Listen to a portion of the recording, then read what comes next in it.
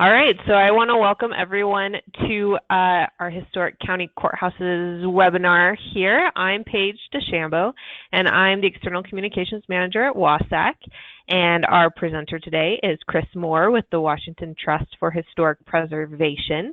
And I just wanted to give you all a few reminders. If you want to ask a question via the phone, you will need to type in your audio pin, and it should be on the right-hand side of your screen.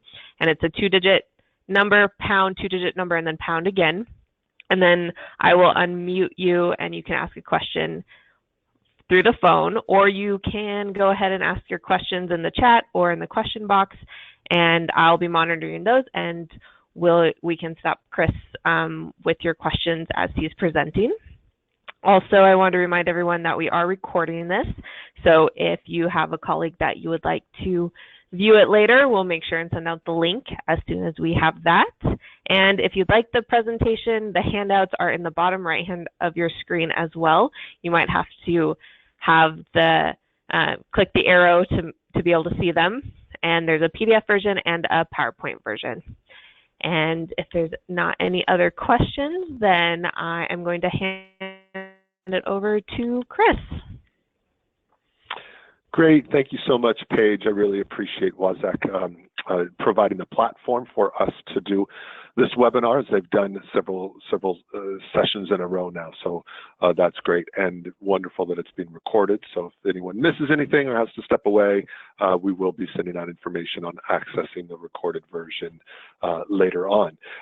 Again, a reminder on questions, type them into the chat or via the your audio controls page is going to help me sort of monitor that in case I miss a question as we're going along. But certainly feel free to ask at any time, and I'm hoping to leave a little bit of time at the end of this as well to open it up for additional questions that people might have at the end. So with that, for those of you who have been involved in this program before, there's not a lot substantively different in terms of the content and what's being required and how the program operates. There is some differences in the application form, most notably with the budget section. And again, for those of you who have applied in past rounds, you'll notice that first thing upon looking at it. So I will be spending some time going over that budget section and making sure everyone understands it. I think it's pretty self-explanatory overall, and ultimately I think it's a much better form than what we had been using in the past. So with that, I will get started. Again, my name is Chris Moore. I'm the Executive Director with the Washington Trust for Historic Preservation, and we manage the grant portion of the County Courthouse program on behalf of the Department of Archaeology and Historic Preservation. And so just a little bit about the program and the legacy of county courthouses we have here in the state. Of course, 39 county courthouses across Washington. Of those, 33 are actually eligible to participate in the program, and by eligible, they must be eligible for listing in either the Washington Heritage Register or the National Register of Historic Places. So of our 39 counties, we have 33 courthouses that meet those requirements. You can see our earliest one here, Columbia County in Dayton. This is our earliest courthouse still operating as such. They've got a wonderful, beautiful courtroom upstairs in that building, and if anyone ever, if you've not seen it, I certainly encourage everyone to stop when they're rolling through Dayton and poke your head in. It is a treasure. All the way up to 1955 in Kittitas County. This is one of our more recent courthouses. It is an international style building, that curtain wall construction, and while it certainly looks very, very different from the Columbia County Courthouse, it is over 50 years old. It does retain a significant degree of integrity and therefore is eligible for listing, probably both for its architectural significance and for the history it represents as the courthouse for the county seat. So that 50-year threshold is what's important when we look at historic significance and eligibility for listing. So a little bit of genesis of the program. In 2003, funds were appropriated to complete a needs assessment.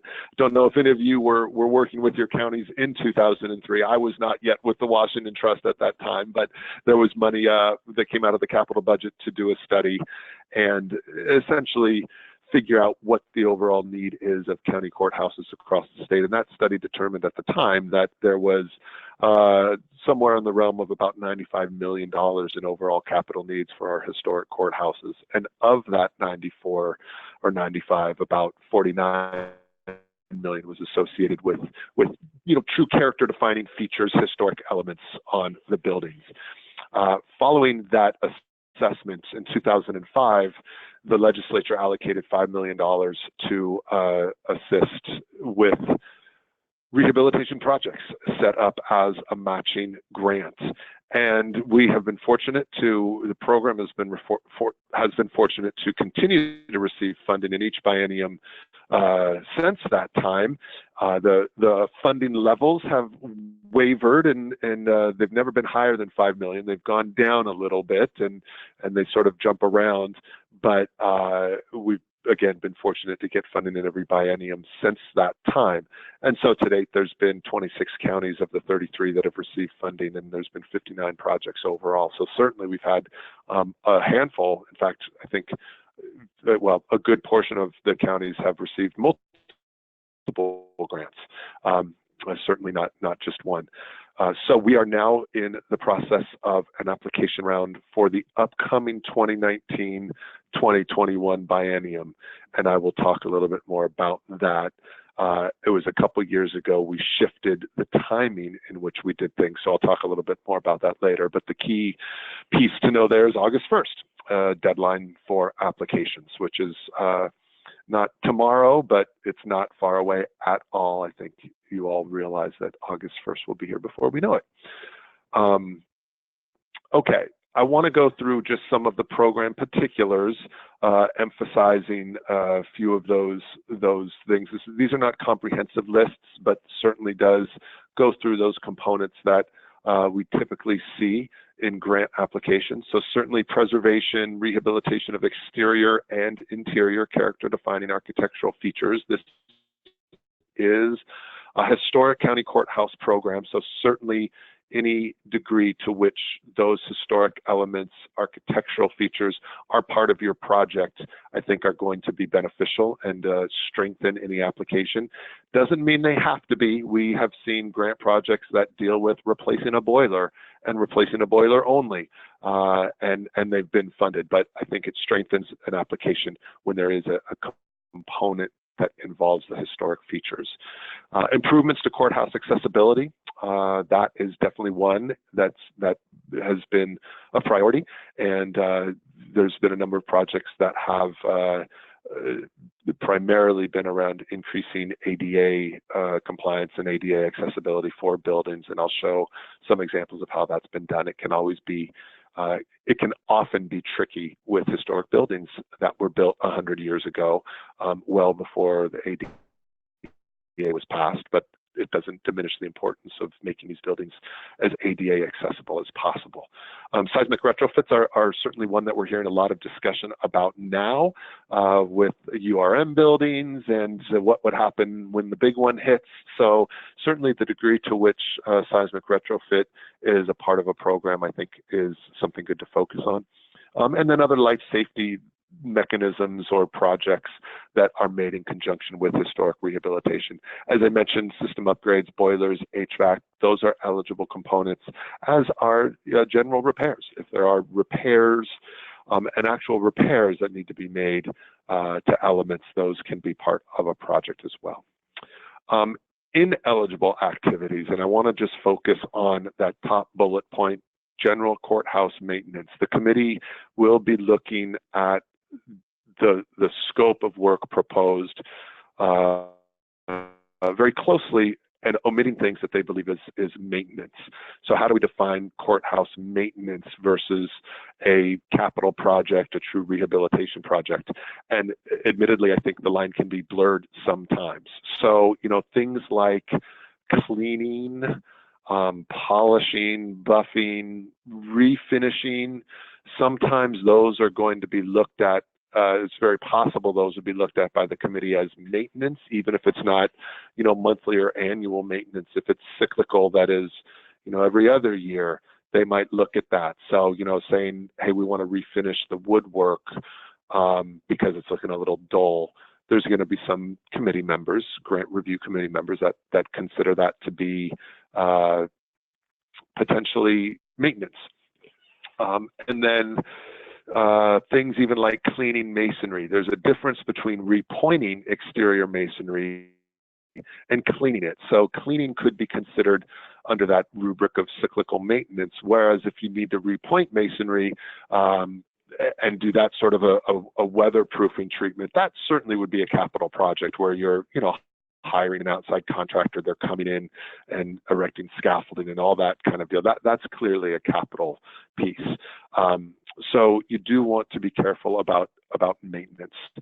Architectural and engineering fees are something that, of course, are going to be part of most projects. Those fees are not eligible. We say they're ineligible for grant funds, meaning we cannot use grant funds to reimburse those fees.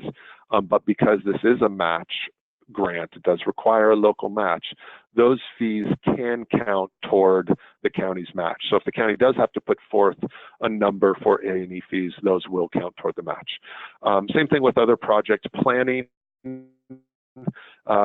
Some of those elements, especially if it's staff time, if there is staff time involved in either project management or, project planning or project management throughout the course of a program, of a project, those hours can count toward the county's match. We just require that counties make sure in timesheets that they are accounting for any county staff time. They're very clear about showing time spent on the project itself, and then staff expenses, staff salaries and wages can go as match. But other than that, you can't use grant funds to reimburse that project planning. And then, of course, lobbying and reduction of debts, neither of those are eligible. I'm going to go back because I feel like oh no, I didn't. Okay.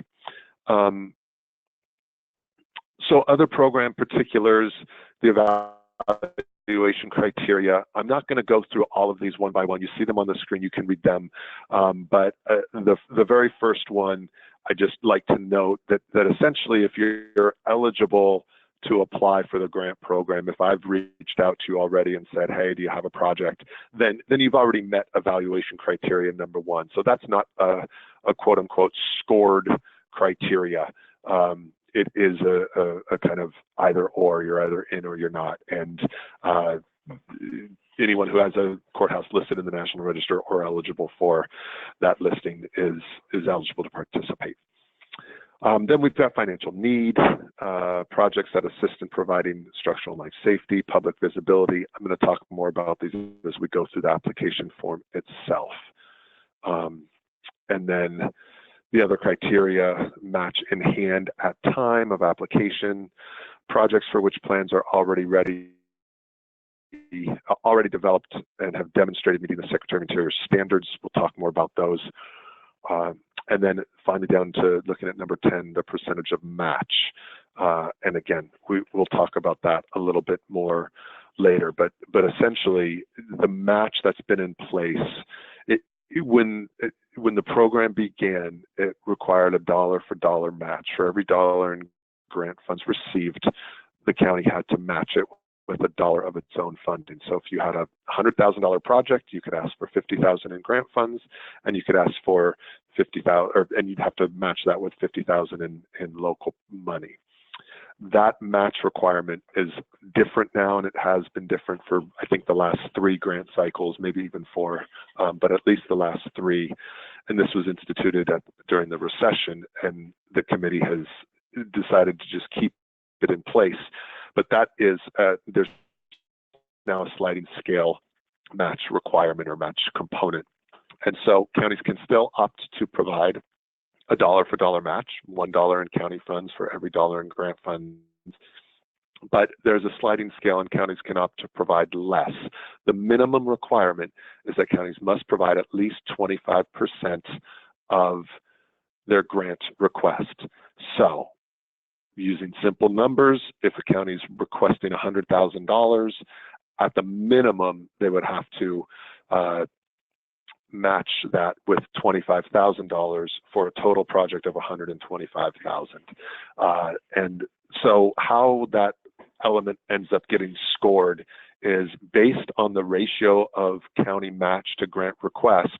That particular criteria will be scored. Counties will receive the full points in that criteria if they're matching at the full dollar for dollar, and they'll receive the minimum number of points in that criteria if they are matching at the minimum amount, which is, again, would just be 25%. And then if you're between 25 and 50, that whole criterion is a 5-point value scoring criteria. So if you do the minimum, you're at 1 point in that criteria. If you do between 25 and 50%, you're at 2 points. Between 50 and 75 at 3, between 75 and 100, you're at 4. And then if you match at that dollar for dollar or 100% of your request, you would be at a 5. So there is some variation there, but that's the only piece where the match is scored. In other words, if you're only providing 25% of the total match, the committee will not look at any other criteria and essentially downgrade or score it less because there's less match being provided. So it would only be on that one criteria where that comes into play. So certainly it's a strategic thing for counties to think about. You know, do we want to provide the full match? Can we even provide the full match? But that is how that piece will work in the scoring process and in the grant review process. Okay, a few other sort of program particulars about funding and about requirements that are that counties have to comply with if they receive funding and accept a grant. The first is that expenditures eligible for reimbursement, and all grants are reimbursement grants with this program. So the county's got to spend the money first, and then they get reimbursed. And second to that, the match dollar has to be the first dollar in. So if a county has a $100,000 project and a $50,000 grant, you can't just do $50,000 worth of work and then expect or request reimbursement for that full $50,000 at that point. If you're doing progress payments, if the county did $50,000 worth of work and then wanted to get a progress payment on their grant for work completed to date, you'd be eligible to get up to $25,000 in return, with that county dollar match being the first dollar in. So hopefully that makes sense. Grant funds are only eligible to reimburse expenditures made between July 1, 2019 and June 30th, 2021. So any grant dollars that are allocated by the legislature will be done in the 2019-2021 biennium. And so expenditures have to be made in that biennium for grant funds to be reimbursed. Same holds true for match. So with matching funds, same deal, because things are created in the biennium, allocated in a biennium, the match has to come in that as well. The exception to this is this third bullet point, and this is something that's been in place for a few cycles as well, that county expenditures on projects completed after January 1 of this year, of 2018, may be used as matching funds for a new project moving forward. So, and we'll talk about what this looks like on the budget form, but in essence, if say a county is involved in a window rehab project right now that is going to be $100,000, and it's something that is ongoing and had been planned for and budgeted for by the commissioners, and it's in place. That can be an element of your overall scope of work in your grant proposal. So say the window rehab is $100,000, and then there's going to be a roof replacement for $100,000 as well. What counties can do is say the window work is being done now, we're going to count that as match, and then we're going to do a new project if we receive grant funding starting after July 1 of 2019, and that's $100,000 for a roof replacement, and then we want to have the full grant amount go to the roof. So in terms of the application, it will get packaged and wrapped up as sort of one scope of work, but you'll indicate in the application if any work has been done prior to, will be done or has been done prior to that July 1, 2019 date. Ultimately, the Courthouse Grant Committee recognized that the grant cycles don't always fall in line with when counties are scheduling capital improvements to their courthouses. So they wanted to make sure not to penalize counties who actually are doing work moving forward. The caveat to this, of course, is that the project that is either in place or scheduled to occur prior to the next biennium, all work must meet the historic standards, these standards for rehabilitation, in the same way that any grant-funded work would as well. So we want to make sure that work happening ahead of this grant cycle still meets those historic standards and still is appropriate for the historic courthouses. Okay. Looking at the next slide, I just talked about that one. All work on all projects must meet the standards for rehabilitation. We'll talk more about that in a little bit. And then there's this 5-year rehabilitation standards requirement. So it's sort of the state's way of having a little insurance policy on the grant and the work that it's funding. So this 5-year compliance requirement kicks in once a project that receives grant funds has been completed. So, looking ahead, say you receive funding, if that project is complete by, December 1st of 2021, then at that time is when this 5-year period would kick in for all future capital projects to that courthouse that the county is undertaking would also need to meet these historic standards. Again, I'll talk more about sort of demystifying what those standards are, and if people have specific questions about them, that's fine as well. I think people hear stories at times that, oh, geez, if you've got to follow these standards, it means, you can't use modern nails or something like that, and that's not the case. So I want to be sure that people understand that. And typically, if you're looking at this program to begin and have are showing that stewardship for your building, you're probably about 95% of the way there and following the standards anyway. So it's not a heavy burden to meet, I don't think. It's not an onerous benchmark. So the third bullet point, National Register, Washington Heritage Register listing. If the courthouse is not currently listed on the National Register, we do have a requirement that if you receive funding within 1 year after completion of your project, you have to submit a nomination to be listed in the National Register. A good percentage of our courthouses already are listed.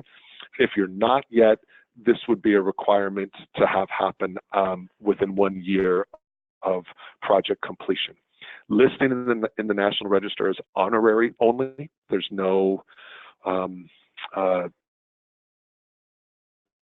there's no hard and fast sort of regulatory components to what happens or what you can and can't do with your courthouse. There are some planning components to it. If a county is ever receiving federal dollars to do something to their courthouse, then there is a review to make sure that how you're using those federal dollars doesn't adversely impact the courthouse. And the reality is, whether you're listed in the National Register or even eligible for listing, that review comes into place either way. So technically speaking, because all of your courthouses are eligible for listing in the National Register, that review piece with association with federal dollars or federal licensing or permits is already in place anyway. So actual active listing in the National Register doesn't change that one bit. And then I mentioned already, last bullet point, grant funds available on a reimbursed basis only. Okay. Just a quick note about the review process and how it plays out. So applications will be reviewed by the Courthouse Steering Committee. And what the process that they go through is they will review all applications received, and then they will prioritize in a ranked list those projects that they believe are worthy of funding. And then that recommendation, that list of ranked projects will be submitted to the agency, the Department of Archaeology and Historic Preservation. And then ultimately that agency will be including the recommended list in their budget request to the governor. So what that looks like, let's just say we get 10 applications. If all 10 applications meet the baseline criteria for the program, meaning they can be completed on time, they have the required amount of match in place, the project meets the historic standards, the standards for rehabilitation, then it's safe to say that all 10 will be recommended for funding. It would just be, who's going to be recommended at number 1 and who's going to be recommended at number 10. But provided that you meet the baseline criteria, it's not a guarantee, but it's very likely that your project will at least be recommended at some point, at some level on that prioritized list.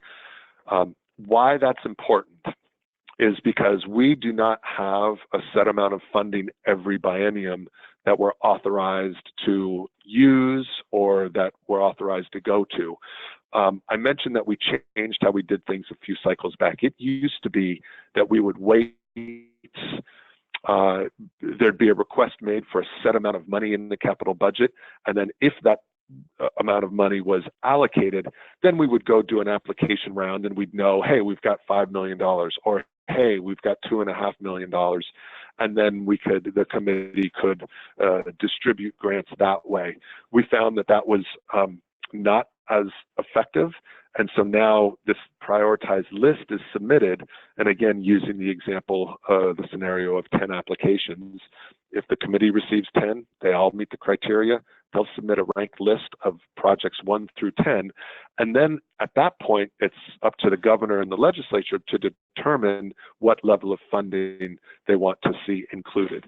So if those 10 projects collectively are asking for $3 million in grant funds, that'll get submitted to the agency. The agency would recommend $3 million or ask for essentially $3 million in capital budget dollars. And then the first step of the process would be for the governor to consider how much of that, if not all of it, how much of it he wants to put in his proposed capital budget. And then it would be up to the legislature to determine what degree of funding. Do they want to accept the governor's proposal? Do they want to add to it, or do they want to reduce it? So I mention this because once the committee does its review and once there's a recommended list, there is a role for counties to play, especially county commissioners, and for WASAC to encourage, to support that list of projects as submitted. So, if you're on there and you're number 1, obviously that's a good position to be in. If you're number 10, it doesn't mean that you won't get funded. It means that you got to work on drumming up support for your project. So hopefully that gives a little bit of background and provides some ideas on the process itself.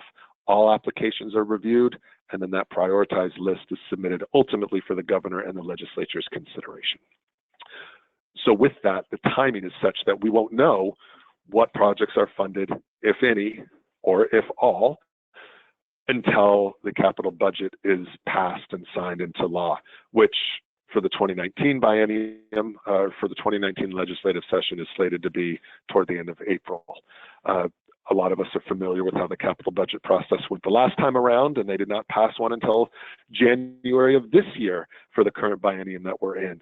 My hope is that doesn't happen again, but it's certainly possible. You never know.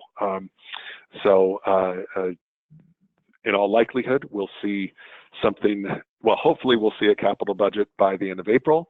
If they can't agree and they have to go into special session, at the very least, we hope to see one by June 30th, and if not then it's anybody's guess. In terms of the amount requested, there is no cap, so counties can request healthy amounts. The largest grant ever awarded was $2.7 million. The smallest awarded was somewhere in the realm of like $3,000. So there is a pretty broad range there. So there is no cap on the amount that can be requested, and the committee also has its discretion includes partial funding or funding a single work element instead of multiple. So your project might have, 3 work elements associated with it, but maybe the committee, the committee decides to only fund or recommend funding for the top or the top 2. Maybe they determine one piece is too closely related to maintenance, and so they don't want to fund that. But they will fund partial project, partial funding requests. What they won't do is kind of chop up a specific work element. So if your project has 3 work elements, they might eliminate one of the elements. But if your project only has 1 work element and you're asking for a certain amount of dollars to complete that element, they're not going to, and you've said this is what it's going to take for us to do it. They're not going to come back and then they're not likely to come back and then say, oh, well, we're only going to give you half of what you requested for that particular work element. So hopefully that makes sense. I will, and then the last piece, work must be completed by June 30th of 2021. That is the end of the next biennium that we'll be working in. And by law, all reimbursements, all work that is being funded by grants has to be completed by June 30th, by the end of the biennium. And then we've got some time to work on reimbursement. If a project hits delays, which happens, and that work cannot be completed by June 30th of 2021, we would work with all grant recipients and try and, certainly follow things throughout the course of the project. And if we think that there's a chance it might not be finished, we can execute an amendment with the state agency, providing for an additional year to finish the project. The caveat with that is that amendment, that time extension, is only good if the legislature reappropriates those funds into the next biennium. So basically, if a county's awarded $100,000 for the 2019-2021 biennium, and they can't get that work done, they can ask for an extension. They ask the state legislature to reappropriate those dollars into the 2021-2023 biennium, allowing the project to happen later. Reappropriations are common. We've had them every year we've run the program, but there's no guarantee that the legislature will make one in the future. So I always hold that out as a caveat to folks, the fact that it is they're pretty common, they happen all the time, but there's just no guarantee. Okay, before I move on, I want to give people a chance for any questions they might have. If there are, you can type in or raise your hand, so to speak. Yeah, so if there's any questions, there should be a button on your screen. You can raise your hand, type a question. And I'm not seeing any, so okay. I think that we can continue. All right. So I want to jump into the actual application itself. And I haven't put the application up as part of this, but hopefully people have taken a look at it or seen it. And my first caveat about that is, if you've downloaded the application already, that's great. We did find one element that needed to be revised on the application. That revision has taken place. The new applications have been uploaded. So if you're working from an application form that you downloaded last week or 2 weeks ago, do go back and download another one, because then you'll have the most recent updated version. And it's very clear where one of the typos was, which I'll point out, but you'll see it in the application form. So, sections 1 and 2 are basic, just information on name and county information, things like that. Section 3, historic designation. The only thing I want to note about this is if you're unsure of what your current designation is for your courthouse, just ask me, send me an email, and I can send you the response real quickly. Most of you probably know, but if you don't, just ask me and I can let you know. So that's the only piece on designation. We ask whether it's National Register listed. We ask whether it's Washington Heritage Register, or whether there's local listing. And one thing to note, if your courthouse is listed locally, for instance, a courthouse could be listed in the National Register of Historic Places, which is a program administered by the National Park Service, but it could also be listed locally in your own jurisdiction as part of a local register of historic places, which is administered by your local government. And in those cases where your courthouse is locally listed, in addition to meeting the Secretary of Interior's standards for any project, you also are required to comply with any local review processes for work to the courthouse as well. And if that's the case, I can certainly talk to you more about that. Generally speaking, if your project's getting reviewed by the state and is compliant with the standards for rehabilitation, most likely you're going to find that your local process is going to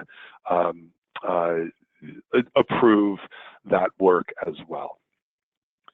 Okay, section 4, project summary. Just be sure to include the total grant request on this section, not your total project, but what you're asking for in terms of grant funds. And then there's a section there just for a brief project summary. Don't need to go into great detail. It's just, hey, we're planning an exterior rehabilitation of the building. We also propose to replace the roof. So that's really all we need for that piece. Section 5, project description. This is where you go into more detail on what your project is. And this is one of the changes from last year. What we want people to do is organize your project into no more than 5 work elements. If it's a single work element, that's just fine, but we've got space to go up to 5. And what we want to do here is get a sense of the different scopes, the different pieces that your project's going to entail. It may just be one. If all you're doing is window rehabilitation, your project might just be window rehabilitation as work element number 1. You fill out a description of what that's going to entail, how you're planning to implement it, what needs to be done, so on and so forth, and that is all it is. Maybe you're doing window rehabilitation, repointing, and parapet reconstruction. Well, those could be 3 separate work elements, or they could come under they could be one work element that is just exterior rehabilitation. There's no right or wrong way to do that. If it's a very comprehensive project and you've got a whole bunch of work elements, you might want to lump them and say, okay, we're going to do one of our work elements is exterior rehabilitation. And in that box you describe, it includes window rehab, it includes repointing, it includes work to the parapet. So that is a decision that you can look at, and whatever you think makes most sense in terms of how to describe the project and how to sequence it. So ultimately, let's say you're doing exterior rehabilitation, roof replacement, and structural stabilization. Those would be at least three distinct work elements.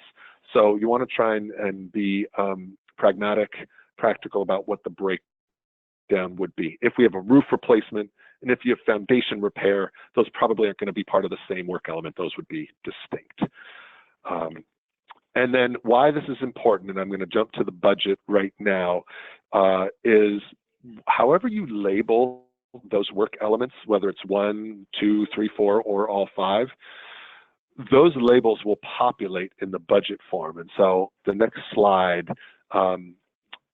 those are the work elements from section 5 that you have to use in the budget sheet. So on the next slide, if your number 1 work element is roof replacement and you type that in, it will automatically populate this budget sheet. And so I want to take a little bit of time to go over a few different scenarios with the budget. And this first one is a very simple, you've got a single work element. The county is proposing to match 50-50 meaning for every grant dollar requested, the county will put up $1 of its own. So whatever the total expenses are, the county is going to pay for half. So you can see here on the expenses side, you want to fill out all of your known costs, put in a reasonable contingency, and add in architectural and engineering fees where you see them. So when we get construction costs, it's, hey, we've got a bid of 100,000. We've already paid, or we know we're going to have to pay an engineer or an architect 10,000 in fees, so our costs are 110. Add in our contingency, we're looking at a total project of 120,000. If you don't have A&E, we've split out A&E fees as separate from the work elements because they're not eligible for reimbursement, and they tend to be sort of a single line item sort of piece. So we want to know if you have A&E fees in place and they're known already, or even if you have to estimate them. We do want to see what that number is, but it's not, you wouldn't include architecture and engineering in any of your work elements. It becomes a separate line item. So you've got your total expenses of 120,000. Now we look at the grant request and we say, okay, well, the county's going to request 60,000 in grants, and then your proposed cash match is 50,000, and of course 50,000 in construction costs, and then the 10,000 in A&E fees that count toward match. So your proposed match total is 60,000 overall, right here. And then you see total expenses 120, and your total income's 120. Those two match, and that's great. What you see down here below the total income is you've got total grant amount requested is 60,000, and then total value of your match is also 60,000. So that's saying you've got a one-to-one match.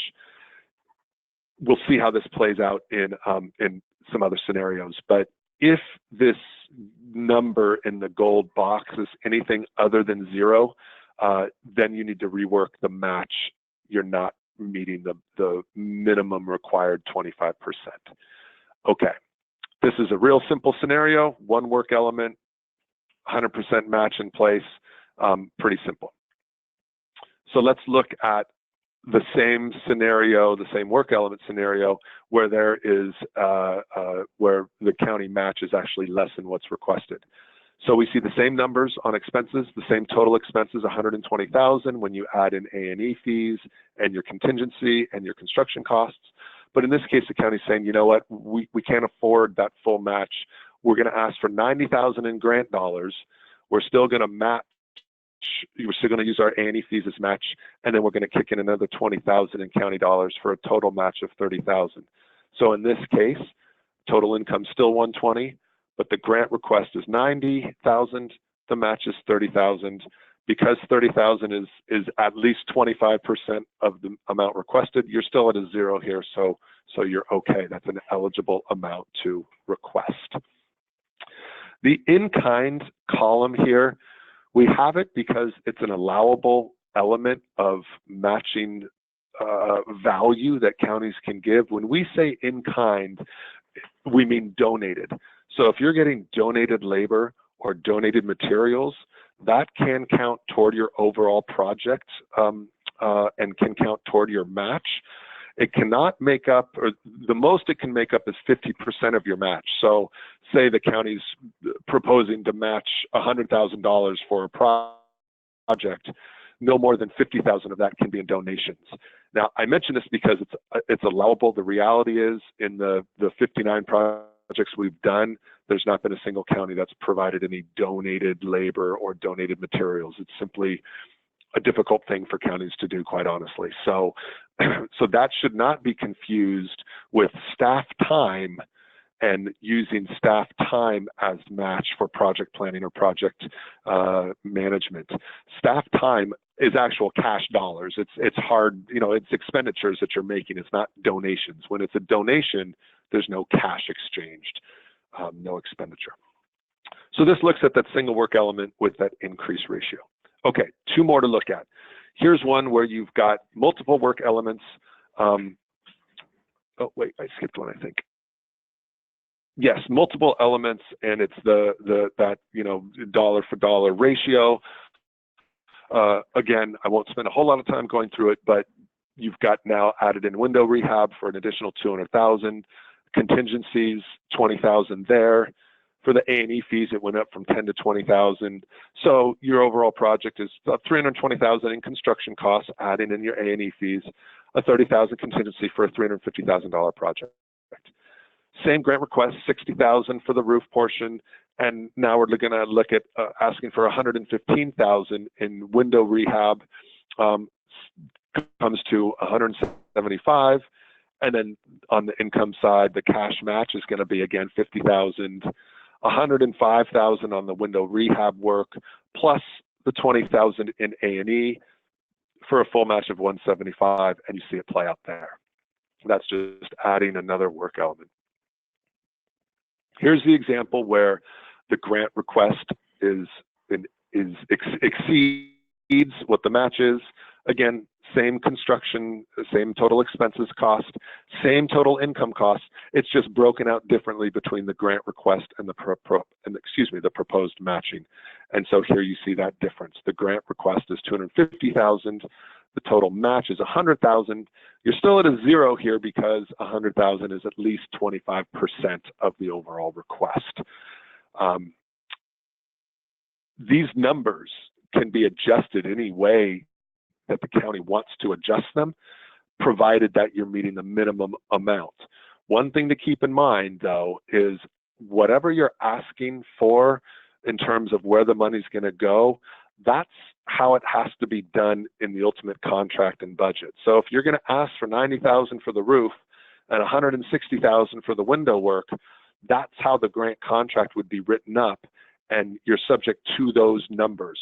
There's a little bit of variability that we're allowed. There's, I think, a 15% variance that if the numbers change within a 15% variance and roof replacement costs $95 and window costs $155 from a grant standpoint, then, that's fine. But if it's a greater than 15% variance, it's okay. We just need to know ahead of time as we're tracking the progress of the project, and it would require a contract amendment just to amend the budget. It wouldn't be additional grant funds or a reduction or a change in the timeline. It would just be reallocating those grant dollars according to how the project actually plays out. Simple thing to do. We try and avoid it if possible just because amendments are more paperwork. But if it turns out that these numbers were flipped and in the end it turned out that the roof actually cost twice as much as you thought and window was less, we can reallocate it, just requires an amendment.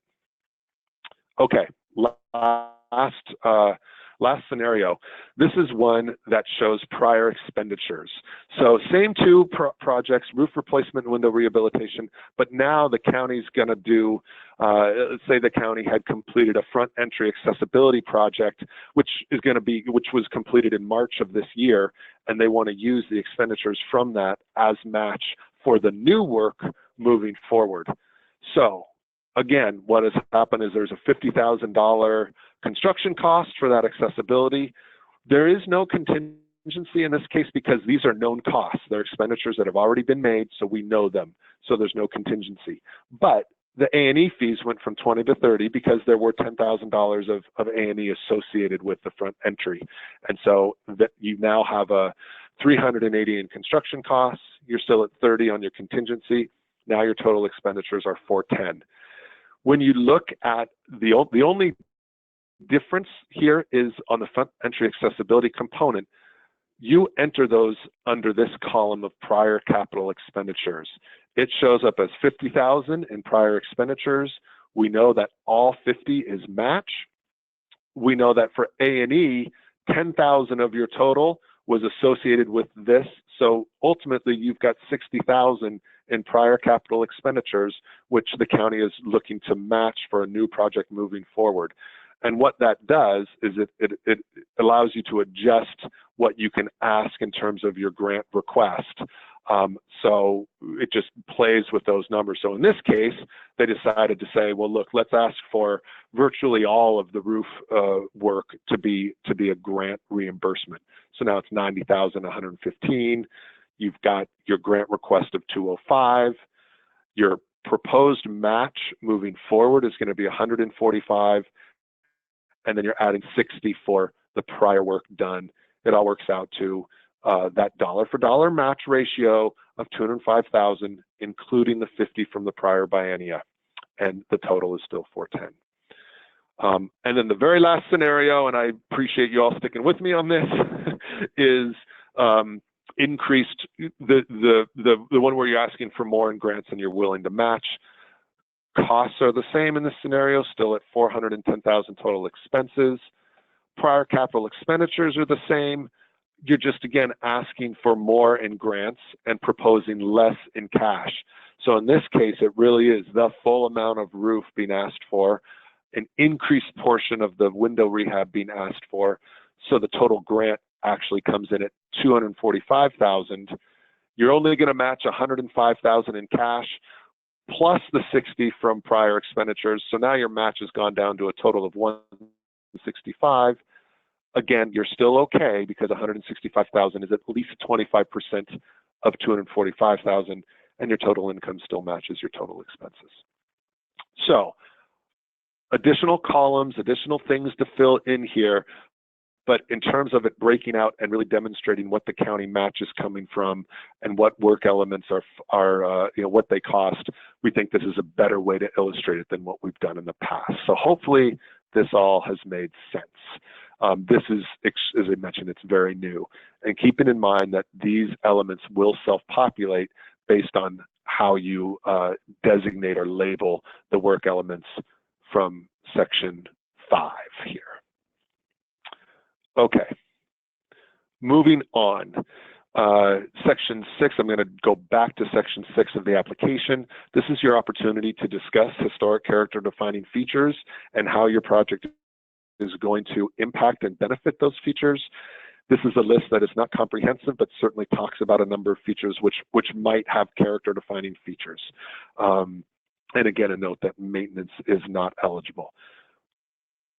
As noted earlier, your project does not have to have again, if you're just replacing a boiler, it may be that these aren't impacted directly. You may still want to make the case, though, that without a proper boiler, there are certain historic elements which could be impacted, and talk about those. Maybe there's a window problem if you don't have the right heating and cooling system, or maybe there's a, roof problem with condensation or whatever there might be. So you can talk about some of those indirect impacts, even if the project itself isn't a direct window rehab or repointing. Section 7, financial need. This is always a tough one because, of course, every county says we need the money, and it's true, every county does. So I think the things to focus on here are, how does the county typically fund capital projects? A lot of people do it with REIT funds, others do it in different ways, maybe it's bonding, whatever it might be. So you want to talk about how the county typically funds capital projects, what have been challenges recently, given the capital needs that the county has, not just for this building, but overall, because of course counties are responsible for more than just their courthouses. And then certainly discuss how this project or the courthouse even would be impacted if you did not receive funding, or if it's even a reduced funding amount. What would your plan be moving forward from that standpoint? Okay, we went through 8. Section 9 is the other section that's new from this standpoint. Some things to think about: are there plans or specs in hand? Are there any studies that have been done? Have official cost estimates been prepared? If you have those, certainly you can submit them as attachments to your application. But in terms of filling out this piece, we've got a long list of project activity, and what we want to see is your estimated start date and estimated completion date. It really gives the committee information, ideas about sequencing, how you're planning to get a project done. Note up here, can this project be completed by June 30th of 2021? I would strongly encourage everyone to click yes there, that your project can be. If you know flat out that it can't be the full project, then you might want to consider phasing it and only including those elements in your grant request that you feel pretty confident can be completed. And that's where we want to see this project activity. On this project activity column, we want it to be a little more detailed breakouts. And then on the right-hand side, there is the drop-down menu. You see the little arrows. When you click on that, the options will be the work elements that you included in section 5 that populated on the budget form. They will also populate here. So we want to know what the related work element is and what the sequencing is. You might be doing several work elements concurrently, and so we want to be able to clarify which is which. So for instance, the project activity, say you're just doing window rehab, it might just say project activity, window rehabilitation. We're starting August 1st of 2019. We're going to be done in October. Great. And that would be related work element. If it's just a window rehab, you might call it window rehab, and that's it. Take that exterior rehab scenario where it was windows, masonry repointing, and parapet work. You would have, windows here, masonry repointing here, parapet here, with your start and estimated completion dates, and then each of them would be associated with that exterior rehab component. So the degree of detail that's required here, again, you only have so much space. We don't need to know every single step, but if there are major steps that are readily broken down and can logically be broken down into components, then I would suggest putting those here. So if you've got all three of these, that's where you're going to say exterior rehab, roof replacement, structural stabilization, and identify them as such. For that scenario where work has already been completed and you are just using those expenditures as match, say in this case structural stabilization had already been done, you would just include that as one project activity, structural stabilization. Estimated start date would be left blank, and estimated completion date would be the date that it was completed, noting or that it's projected to be completed, provided that it's prior to that July 1 of 2019 date, because again, these are going to be expenditures that are incurred prior to the next biennium. Okay, hopefully that makes sense. Again, just a way to sequence the project and map it a little bit better. All right, I want to go look at the section 10. These are what county they're relatively self-explanatory questions, so I'm not going to spend a lot of time on them. The committee just wants to know what the continued process is for maintaining the courthouse, what additional projects you foresee in the near future, and how this project will impact, whether it's positively or negatively, what the maintenance costs might be and what the maintenance plan might be moving forward. So for instance, if you're doing a roof replacement, how might that positively impact your maintenance costs if you don't have to be, putting buckets under the roof in certain areas in the attic, that sort of thing. Okay, on this slide, we already went through the required county match. I'm not going to repeat. Statement of support, we do require that there is a statement of support from your county commission or county council. It does not need to be a formal resolution, so it doesn't have to be, whereas, therefore, but simply a letter from even the county administrator or the county council or county commissioner's chair, but it's basically all it needs to do is acknowledge that that the commission acknowledges the county is submitting this and they support the submittal of this for grant funds. Talked about National Register, I talked about local register, standards for compliance. So here's how rehabilitation is defined. It basically is saying that there's an understanding that buildings change over time and that alterations do need to happen in order to keep buildings functional and useful. The idea with rehabilitation is that as those changes are being made, you're being sure to retain those elements which are important to the historic significance of the courthouse, those elements that are historical, culturally significant, and have architectural value. So I want to demonstrate this with just some example slides, and then we'll be done here. This will just give you a sense of the type of projects that meet the standards. So Douglas County Courthouse, about 10 years ago, maybe even a little bit longer, they did an addition to the courthouse that you can see here. And, this was reviewed, and one of the things that I think is nice about this is some of the masonry base is carried through in the new building, but the new building doesn't try to overshadow the original courthouse. It's set aside. It's not an addition that, you know, makes bigger area around it. The original courthouse can kind of still stand proud as a historic structure with the new stuff off. So just a good way to look at additions when additions are needed. And certainly additions are part of projects that we see. I will note that grant funds cannot be used for new additions, but to the degree that a new addition is going to also result in upgrades or rehabilitation to the existing courthouse, that's good. But expenditures on new additions cannot be reimbursed with grant funds, nor can they count to the match. We need all those dollars to be focused on the courthouse itself. Here's just an example, character defining Spokane County Courthouse. At some point they had metal doors, metal storefront doors put in. They still tried to keep some of the bronze door openers, but the metal doors were put in. They had a grant to actually restore and go back to what the original wood was. And so, you know, a real nice character defining feature component. And same thing on the interior, in the interior foyer. Those had been, the historic doors had been replaced at one point with these metal doors, and they went back and restored them to wood doors with the decorative glass, sort of art glass up there as well. Wahkiakum County Courthouse, very similar. You see that it had been replaced with just a kind of very regular storefront kind of component. You see the detail of it.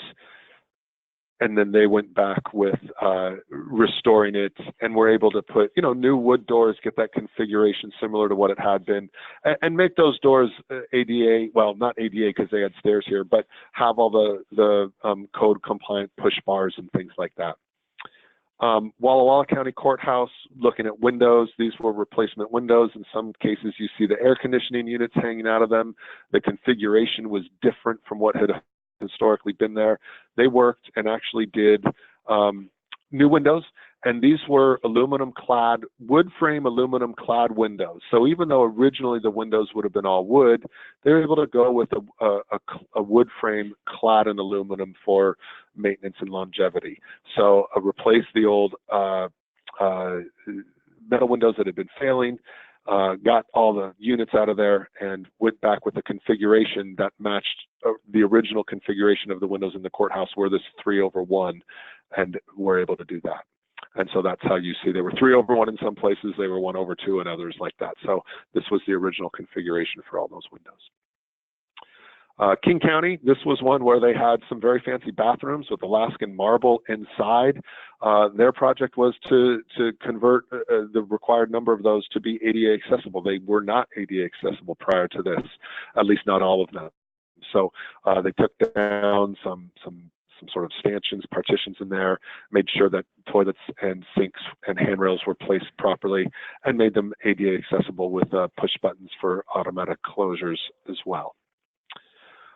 Stevens County, this was another window one connected with efficiency. These are the original windows. Rather than replace them, they were able to be refinished and actually have, I forget if these were retrofitted with double glazing or if they actually went with interior storms here. I think these were actually retrofitted with some double glazing, but they were able to restore, rehab the existing steel frame windows, fix them up, get them painted, but also make them energy efficient. And so that was a great project.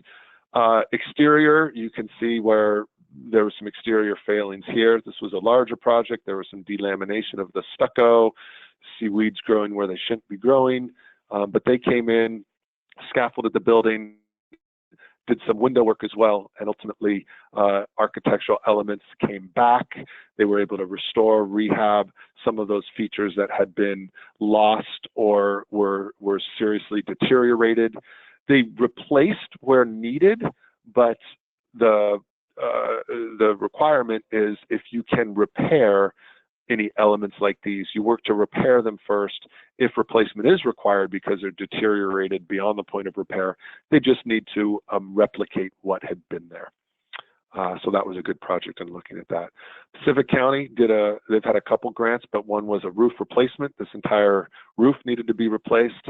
was protecting the stained glass dome on the interior, which is gorgeous, but they were getting tons of leaking. Went and did a full replacement. There were copper elements that needed to be removed.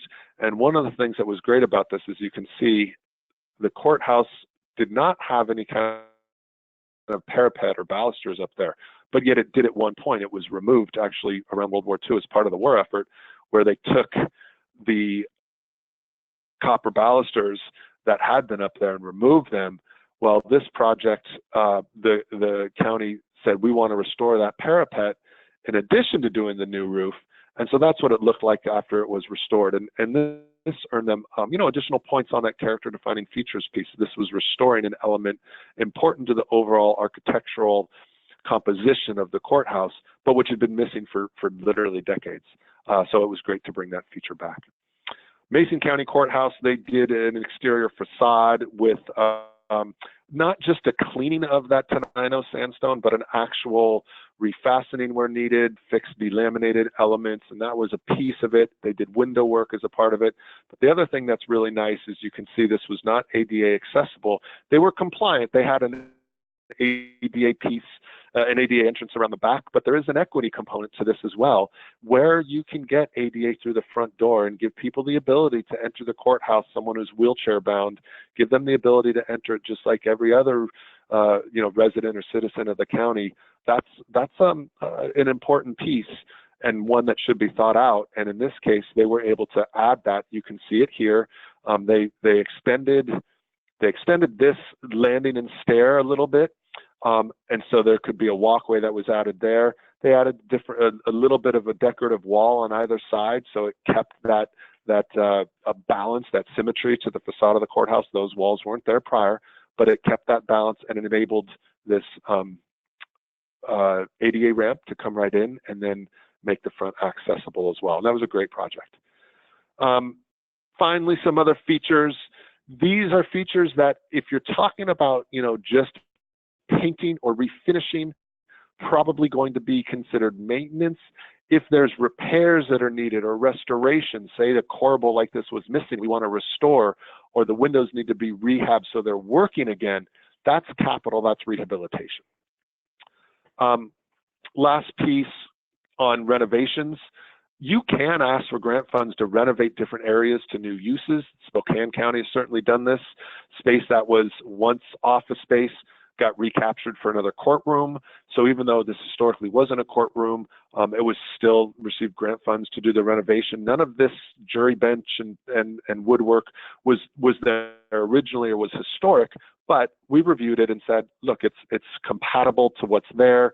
It's appropriate for the building, and it's recapturing space that otherwise was used differently.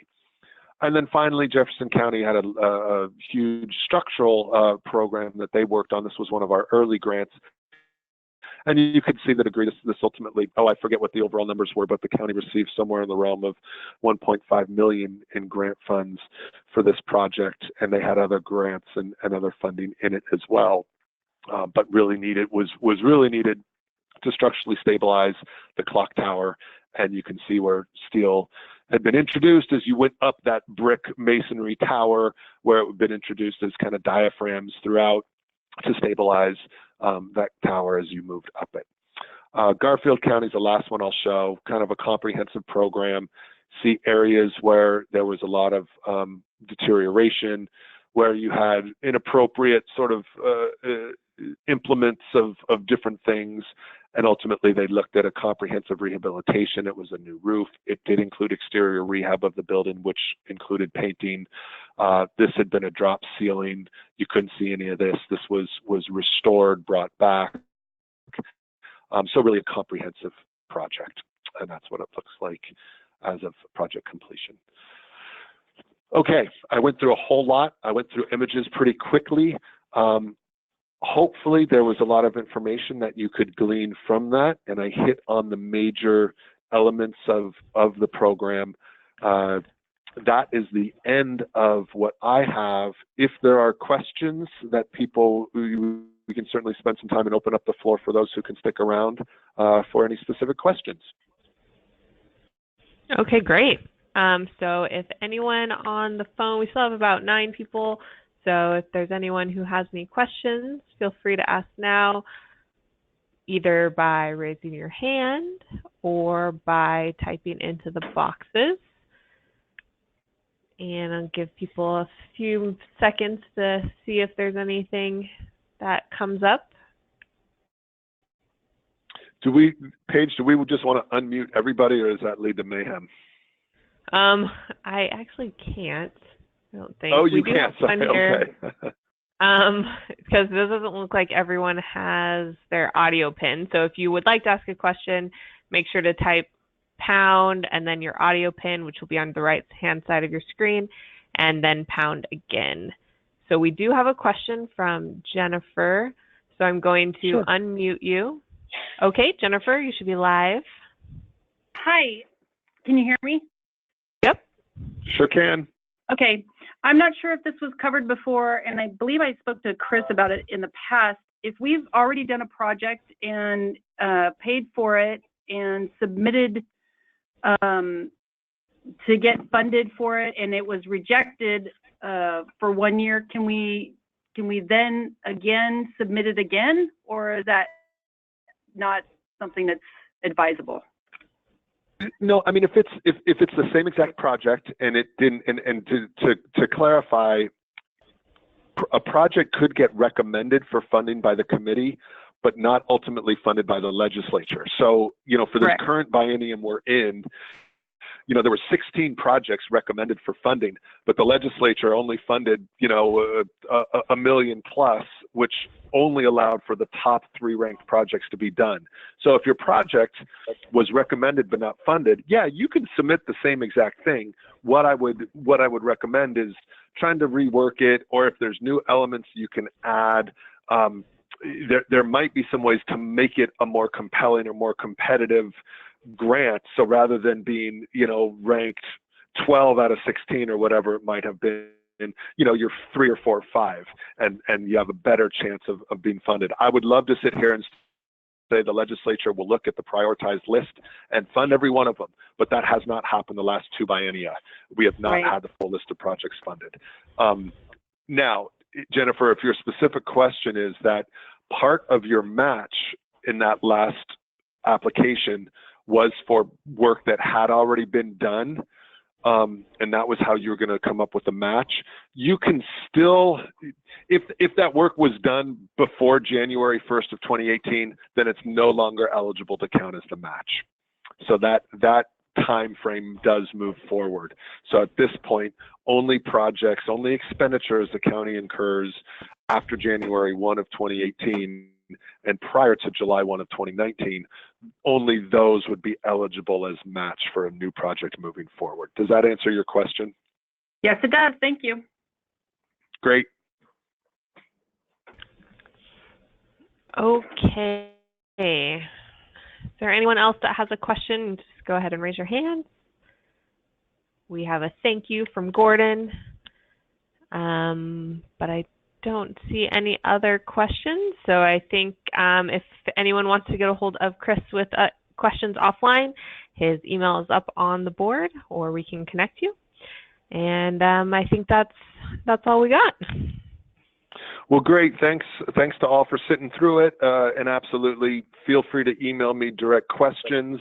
I will be out of the office the rest of this week, but I'm in the office all week next week, and I'm happy to have a phone conversation or respond to email. And then Paige, thanks again to you and to WASAC for, again, providing the platform for the webinar. It's very much appreciated. Yeah, no problem. We hope that it was helpful for everyone on the phone. So we'll talk to you all soon. Thanks so much. Thank you. Bye. Bye-bye.